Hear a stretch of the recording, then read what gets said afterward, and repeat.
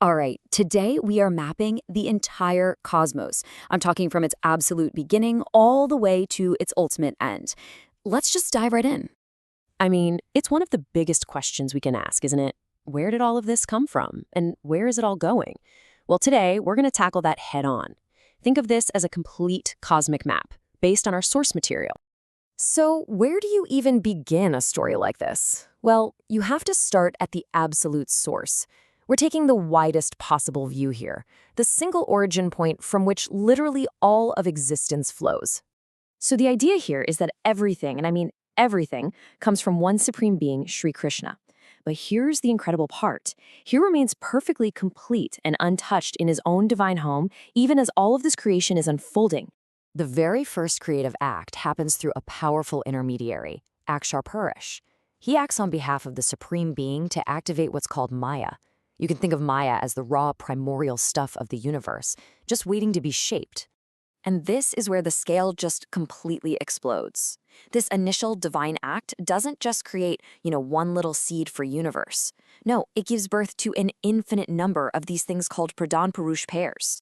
And get this, each one of those pairs becomes the causal seed for its own unique universe, its own Brahmand.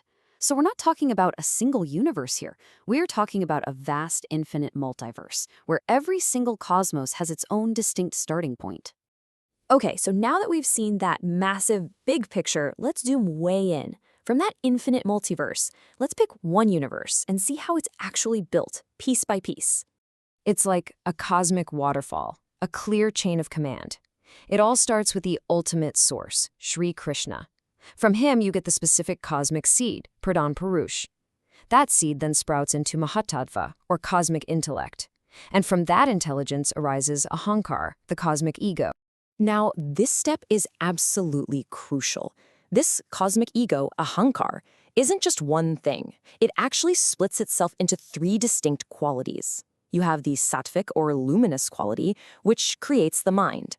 Then there's the rajas, or active quality, which is responsible for our senses and our vital energy. And finally, the tamas, or inert quality, creates the actual physical building blocks of our world, the elements themselves. So when you add it all up, this entire cascade, from the cosmic intellect all the way down through those three types of ego, results in these 24 fundamental elements, or tattvas. This is the complete cosmic toolkit for building a universe. And here is where we see something fascinating. It's that classic as above, so below principle.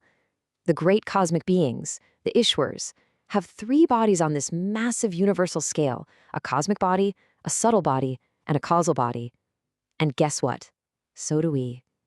As individual souls or jivas, we also have a gross physical body, a subtle astral body, and a causal body. It's a perfect mirror. Okay, so we've seen how a universe gets built, but as we know, nothing lasts forever. Now we have to look at how it all runs its course.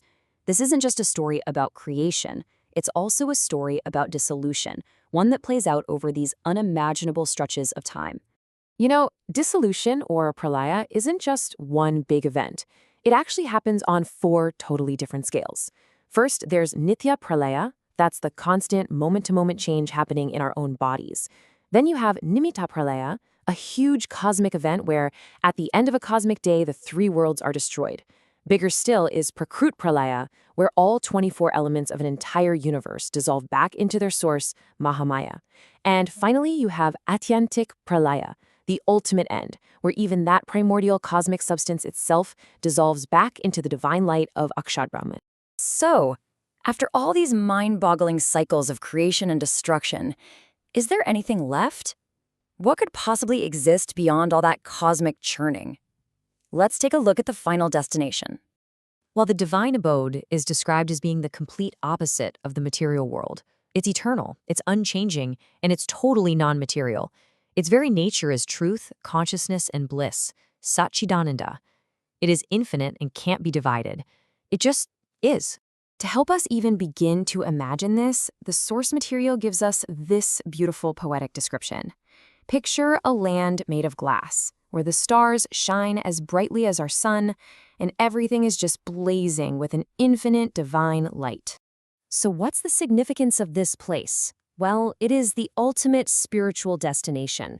It's said that devoted souls can actually witness this realm in deep states of meditation, called samadhi, and it's the place they finally attain after leaving their physical form for good. We have just covered a mind-bending amount of cosmic ground. But let's bring it all back home. What is the point of knowing all this?